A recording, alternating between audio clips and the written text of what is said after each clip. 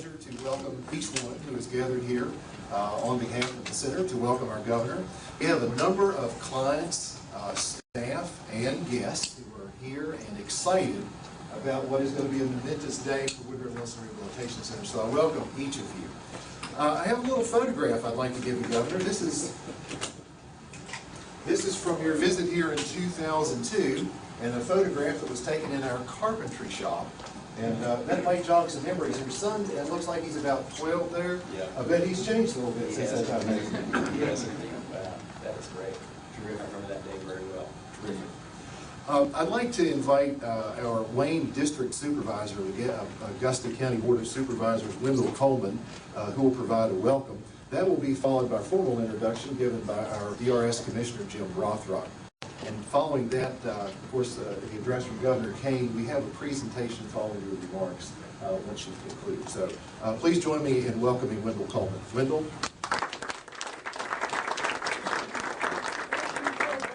We're the second largest agricultural county in the state, and we can clean up when we have to. That's good to see. That's good to see.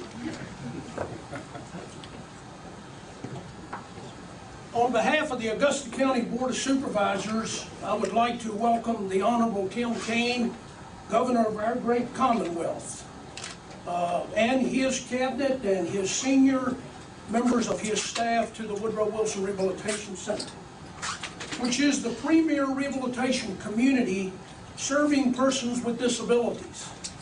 It's been my honor to have worked at this world-class facility for 41 of the center's 60 years of existence. The much-needed rain this morning has caused us to alter our plans. However, I still want to make some brief comments about the WWRC Accessible Trail Project that you will not be able to tour because of the weather. This project is another example, Governor, of what can be accomplished through a public-private partnership. This trail is consistent with the Center for Disease Control's guidance and Governor Kaine's initiative for a more healthy Virginia. The users of this trail include a variety of people with a range of mobility and endurance, with or without disabilities, children, families, and older adults. The trail offers individual options for improving health and wellness through increased physical activity. Augusta has just recently completed its comprehensive plan for the next 20 years and is aware that the center has developed an overall comprehensive facilities master plan for the entire campus, of which the trail project is a significant part. Again, thank you for visiting the center, Augusta County, and the city of Stanton. And I plan to be at the reception this afternoon, and I was pleased to see on your itinerary that one of our newest businesses here in the Fishersville community, Barron Ridge Vineyard and Winery, will be helping to sponsor that event along with the city of Stanton. So again, welcome.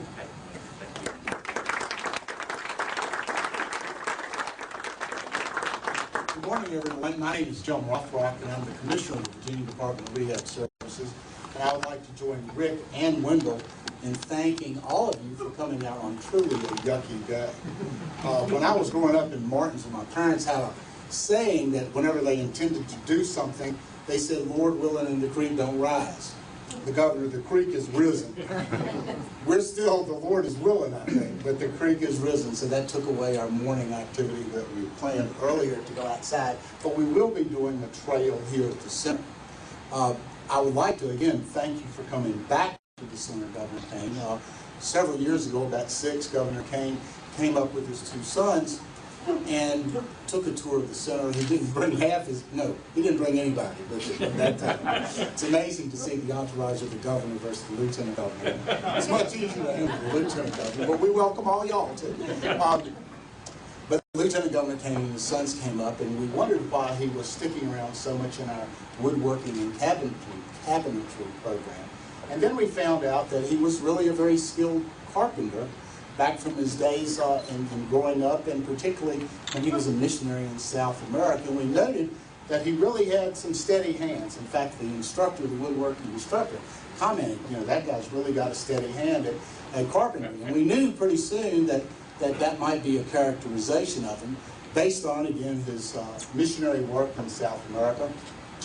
Then I got to know Governor Kaine at Housing Opportunities Made Equal. I was on the board there when then Attorney Kaine helped us with a really landmark case on housing discrimination that changed the entire picture of how people get insurance and coverage and are done in a non-discriminatory fashion, a really landmark case.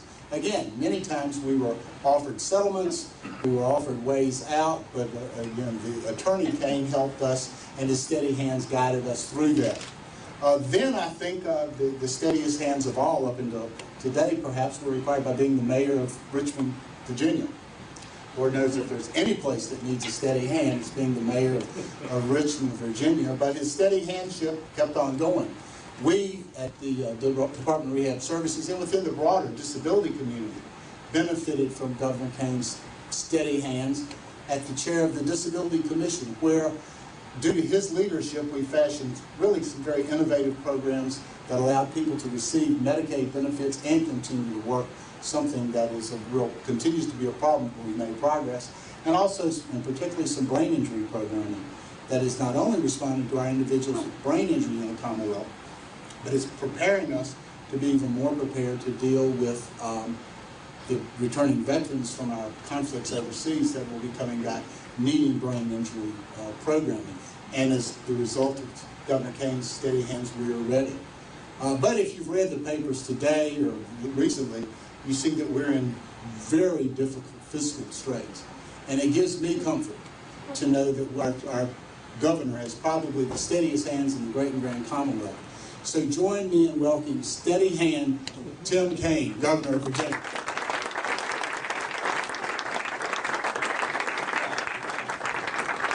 Thank you, Jim, for that great introduction and your friendship. Jim and I have known each other a long time, and it has given me a great deal of pleasure over the course of my life to work with Jim in nonprofit organizations in Richmond, and to know that the entire Commonwealth is benefiting from his great leadership as the commissioner of our department. And it's so good to be back here with you. And to Rick and to Wendell, you guys welcomed me here when I came in 2002, and it really is a treat to be back. We do these Cabinet Community Days 4 times a year. We come out to a community and we do a number of different things, visiting state agencies, visiting local projects that are important in the community, cultural attractions, dialoguing with local officials and citizens. We do it so that the cabinet can, have a little time off. They're just too chained to their desks. I mean, and we want to get out and obviously have everybody get a chance to interact with some of the best and brightest of what's happening in each region. But we also do it so folks in the region can know who to call, put a face to a name, make a relationship, make a friendship, and have state government seem closer and more accessible. And so that's what we're doing today. I very much wanted to come back to Woodrow Wilson for a couple of reasons. First, it is such a wonderful facility. It was the first comprehensive rehab facility operated by state government in the United States, over 60 years old. Tremendous history here. 70,000 people have been treated, clients have been treated at Woodrow Wilson and have had their lives transformed by the care and compassion and the innovation that is here at Woodrow Wilson, including our commissioner. Jim was here and rehabbed after a severe sledding accident in the mid-1960s. And I think I remember touring with you when I was here before, and you pointed out the dorm room where you had lived when you were here 40 years ago. About 3,000 people a year receive very high-quality care and treatment here at this facility, and it is a wonderful thing and a wonderful tribute to the Commonwealth and to the good work of public employees that this facility is here. Rick mentioned that I came here in 2002.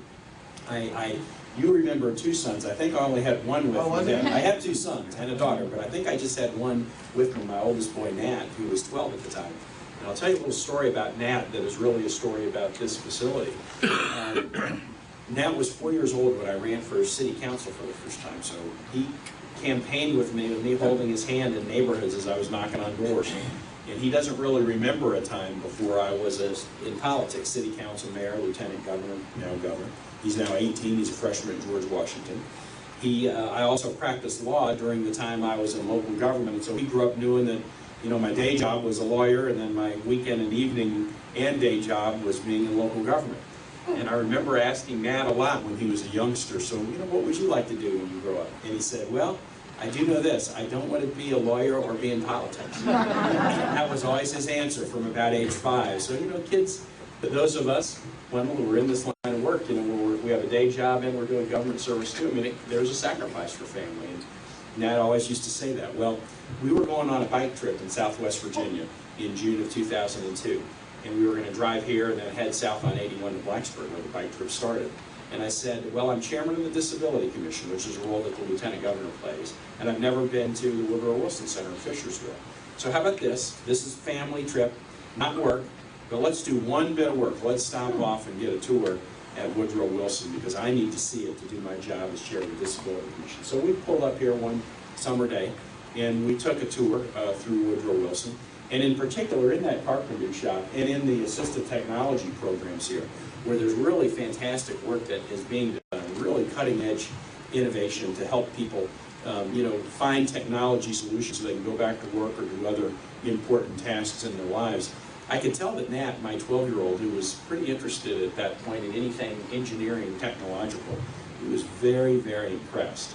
Now, this picture is a picture of Nat and me in the wood shop, so you can see this little guy who's now basically my size. You know, he looked pretty fascinated in the picture, and that was the case. We finished the tour, we went out and got in the truck, and we started to drive to our bike trip, and Nat said, you know, Dad, I guess I can see why you like being in politics. That was the first time he ever had seen anything in public life that made him think, you know, that sacrifice about being in politics, that may really be worth it. Because a place like this, that is a public institution with great public employees doing wonderful work, makes such a difference in people's lives, and it has for so very long. So I remind my son of that. Now now I've created a monster. He's a complete political junkie now, and is sure that he's going to, you know, have a career even better than his dad's. That seems what his goal is. But this was the first place that ever kind of made him decide, you know, politics and public service, there's something to this, and that says a lot about you. Those of you who are on the staff, Wendell indicated 41 of the 60 years, and then a number of people here have been here a very long time, 23 years? Yeah, 23 years, right? And so many of you have been here for a long time, and I can tell why, because what we do here has got to really kindle in your heart a real sense that you're doing the Lord's work, and that's great. So we're here. The cabinet and cabinet secretaries and deputy secretaries are kind of spread around, and I'm not going to pull everybody up here. We'll do a reception later in the day where I'm going to have everybody up and say a word about them, but please visit with them. And we're really here to learn. I want everybody who works on my leadership team, if they haven't had direct experience with Woodrow Wilson, to see this, because I think you know, it'll all make us feel good about what state government does. I want to acknowledge what your Commissioner Jim said about the fiscal challenges we have, because I am standing here with a lot of state employees, hard-working state employees. It is a challenging time.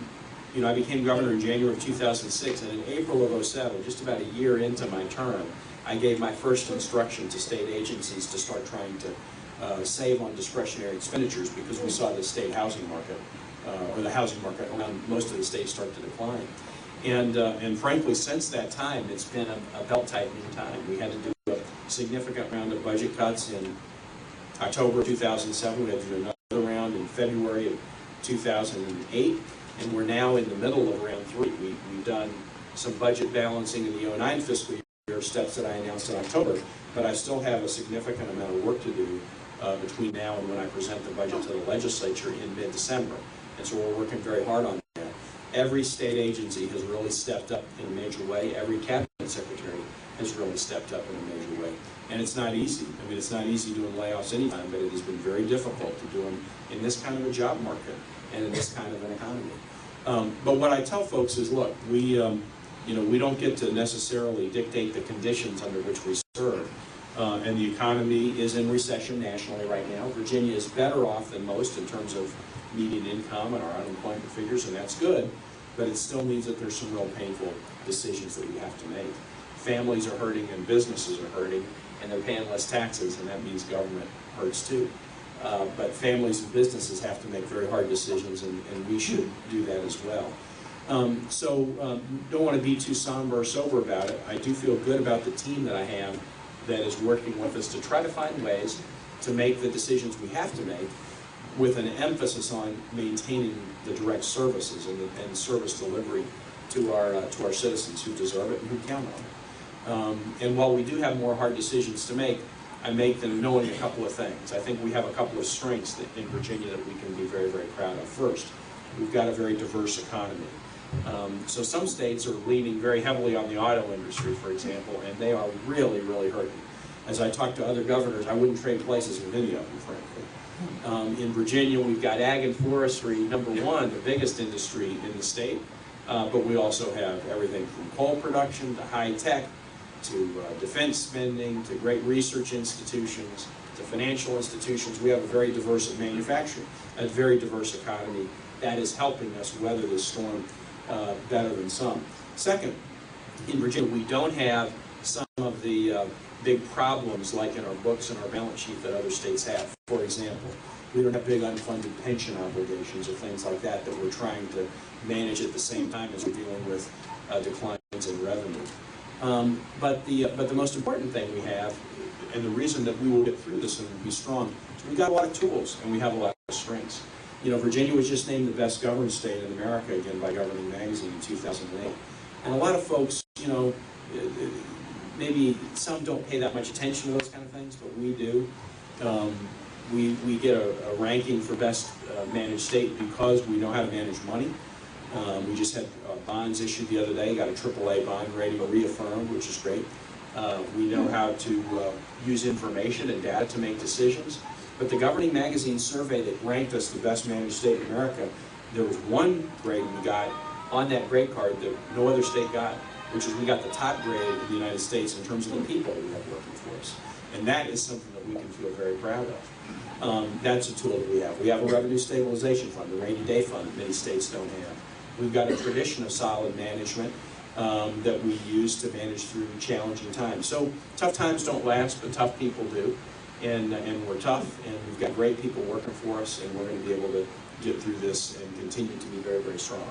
As I say, I talk to other governors all the time. In fact, I've got a conference call this afternoon with about half the governors in the United States, and from talking to them, I would not trade places with anyone. This is the state to be in. We're so well positioned to get through this challenge and be very, very strong going forward because of our diverse economy and our strong educational system, and especially the great people we have working for us. So I want to thank you for your dedication, and thank to all here at Woodrow Wilson especially for doing such great work, and we look forward to taking the tour and all learning a little bit. So Rick. Thank you so much.